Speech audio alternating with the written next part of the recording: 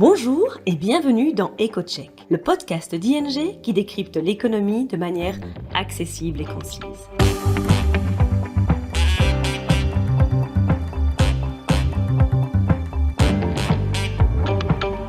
Nos experts économistes se penchent toutes les 2 semaines sur le sujet brûlant de l'actualité et on explique les conséquences économiques et financières pour vous ou votre entreprise. Aujourd'hui, votre hôte sera Charlotte de Montpellier, senior économiste chez ING. Nous en avons déjà parlé dans nos précédentes éditions de ce podcast. Mais depuis quelques mois, le contexte économique a drastiquement changé. Fini la reprise de post-pandémie, désormais nous sommes dans un contexte de croissance faible et d'inflation élevée. Ce nouvel environnement a des conséquences majeures sur la politique monétaire. Aujourd'hui, nous allons donc discuter des banques centrales, des hausses de taux à venir et de ce que ça implique pour l'économie. Pendant des années, on a eu des politiques monétaires accommodantes, des taux faibles, voire négatifs, et des programmes d'assouplissement quantitatif par les banques centrales, qui cherchaient, un peu désespérément, à augmenter l'inflation vers la cible des 2% et à relancer l'économie. Il y a 2 ans de ça, peu de choses laissaient penser que la situation allait évoluer.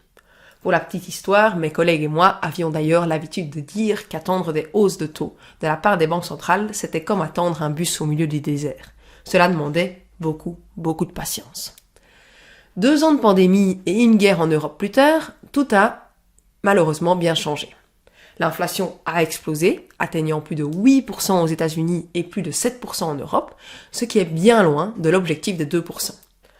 En outre, petit à petit, les anticipations d'inflation évoluent et sont revues à la hausse au-dessus des 2%.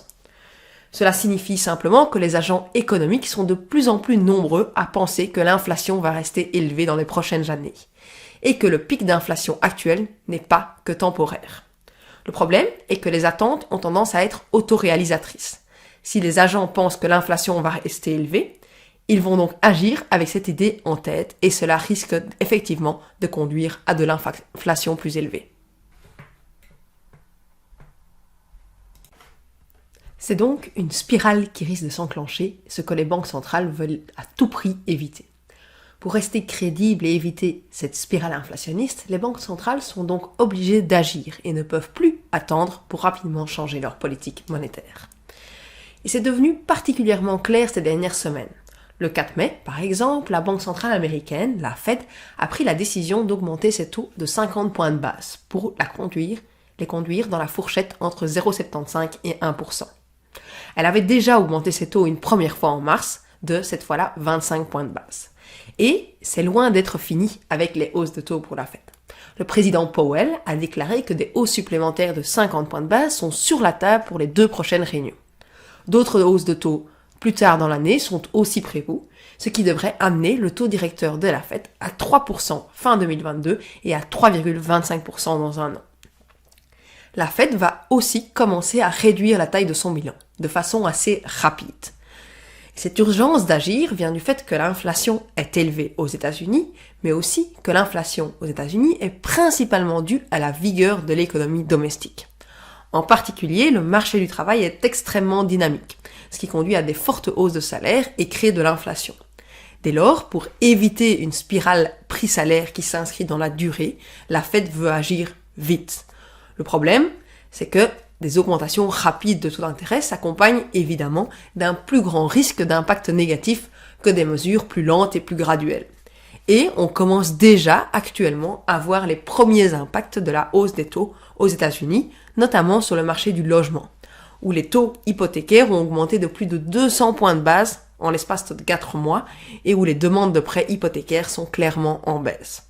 Cela va conduire à un ralentissement marqué de l'économie américaine en 2023, ce qui devrait aider l'inflation à diminuer assez fortement, si bien que la Fed pourrait procéder à une baisse de taux à la fin 2023. Néanmoins, selon toute vraisemblance, les taux devraient rester durablement supérieurs au niveau de ces dernières années. En Europe, la situation est un peu différente. Certes, l'inflation est également très élevée, mais c'est surtout dû à la forte hausse des prix de l'énergie. L'inflation est donc principalement importée et n'est pas du tout la conséquence d'une vigueur de l'économie européenne. Ça met un peu la Banque Centrale Européenne dans une position délicate. Elle ne peut pas faire grand-chose contre de l'inflation importée, elle peut difficilement baisser le prix du gaz ou de l'huile de tournesol, mais en même temps, son mandat lui demande de lutter contre l'inflation et les anticipations d'inflation à long terme sont en train de fortement augmenter. C'est le cas depuis 2 à 3 mois. La Banque Centrale Européenne va donc devoir agir pour sortir des mesures d'urgence qui avaient été mises en place il y a bien longtemps, quand elle devait pousser l'inflation à la hausse, quand elle cherchait à ce que l'inflation atteigne les 2%, du temps où elle était beaucoup trop basse. Ces mesures d'urgence, ce sont les taux négatifs et les achats nets d'actifs tous les mois. Les membres de la direction de la Banque Centrale Européenne ont été assez clairs sur le sujet au cours des dernières semaines. Ils vont commencer à sortir de ces mesures d'urgence. Nous nous attendons donc à ce que la Banque Centrale Européenne mette un terme aux achats nets d'actifs à la fin du mois de juin et commence à augmenter ses taux une première fois en juillet et une seconde fois en septembre. Cela signifie que le taux de dépôt, le fameux taux qui est pour le moment à moins 0,50 en Europe, pourrait retourner à 0% à la fin du 3e trimestre. Une 3e hausse de taux à la fin de l'année est également envisageable. Mais il est peu probable que la Banque Centrale Européenne aille beaucoup plus loin que ça. En effet, l'économie européenne est déjà en train de ralentir fortement en raison de la guerre et des hausses de taux supplémentaires risquent d'accélérer ce ralentissement.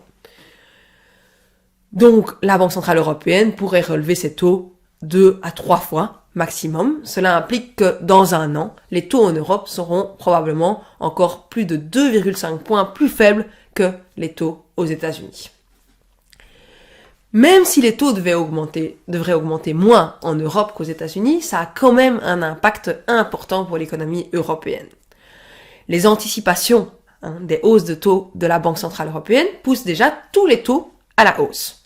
Par exemple, les taux sur les obligations d'État ont fortement augmenté. En mai 2021, pour vous donner une idée, l'État allemand, qui est considéré comme très sûr, empruntait à 10 ans avec un taux négatif de moins 0,2%. Aujourd'hui, il doit payer 1,15% sur le même emprunt. L'État belge, qui est considéré comme étant un peu moins sûr que l'État allemand, doit lui payer 1,75% de taux pour un emprunt à 10 ans. La dette et donc les dépenses publiques coûtent donc beaucoup plus cher actuellement dans cet nouvel environnement de taux plus élevés. D'autres taux sont également en hausse en Europe, et c'est le cas notamment pour les taux sur les crédits hypothécaires pour les ménages. Ça a des implications pour le marché immobilier, mais aussi pour la croissance économique globale. Mais les implications des taux plus élevés sont encore plus larges que ça. Les marchés financiers, par exemple, ont des conséquences, les flux des capitaux sont également impactés. Bref, on peut dire que l'économie est actuellement en plein bouleversement. Nous reviendrons plus en détail sur les conséquences de ces taux plus élevés dans les prochaines éditions de notre podcast. C'est tout pour aujourd'hui. Merci pour votre écoute. N'hésitez pas à suivre notre podcast EcoCheck pour ne manquer aucun épisode. Vous souhaitez en savoir plus sur l'actualité économique et financière? Alors rendez-vous sur ing.be/mai-news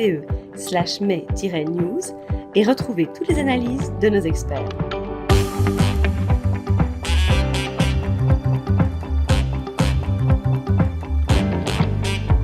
À bientôt dans EcoCheck.